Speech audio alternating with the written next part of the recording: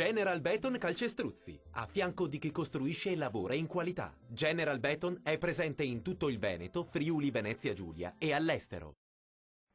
Ben ritrovati al meteo. Anticiclone africano ben saldo sulle nostre regioni, ma vediamo il dettaglio. Sul Veneto proseguirà il bel tempo, sarà infatti ampiamente soleggiato su tutta la nostra regione, con il cielo che si presenterà sereno o al massimo con presenza di poche nubi a carattere sparso. Non sono previste precipitazioni degne di nota. Temperature minime tra 14 e 19 gradi, massime oscillanti invece tra 26 e 31 gradi circa. Spostiamoci ora a vedere la situazione del Friuli Venezia Giulia.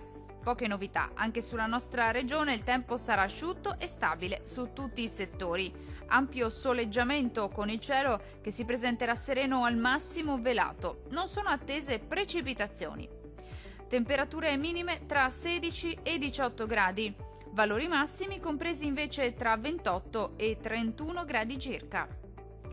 Infine, la situazione meteorologica del Trentino Alto Adige. Non cambia di molto la previsione, sarà infatti asciutto su tutti i settori. Ampio soleggiamento ovunque, con il cielo che si presenterà sereno o al massimo con presenza di poche nubi a carattere sparso. Temperature minime intorno ai 14 gradi. Valori massimi compresi invece tra 29 e 32 gradi circa. Dal meteo per ora è tutto. Arrivederci.